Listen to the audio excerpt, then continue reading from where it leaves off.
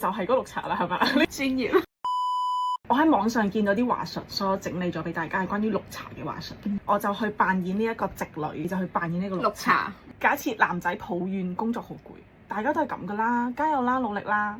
你咁辛苦都仲同我分享啊，真係覺得好開心啊！我好榮幸可以成為到你信任嘅嗰個人。如果係男人都好，佢知道我嘅辛苦啊！當男仔話你肥咗，係啊，我覺得你個肚有啲大，減肥啊，不如。吓，但我覺得你咁樣好得意，攬住好舒服喎。你就係嗰綠茶啦，係咪？你唔使專業。綠茶唔一定係貶義啦，咁但係好多男仔都好瘦。其實朋友之間都可以綠茶，覺得呢件事都係你教識我。因為我覺得呢個係唔係綠唔綠茶，而係嗰個情緒價值有冇俾到你。其實好多人可能係拍拖或者做朋友方面，其實佢唔係需要你付出啲咩俾佢，可能佢只係需要你嘅一句鼓勵或者一句認同，咁佢個人真係會舒服好多咯。與其話係綠茶，更加應該覺得係一個有用嘅溝通方式。嗯。哦，你係點拍到咁大力？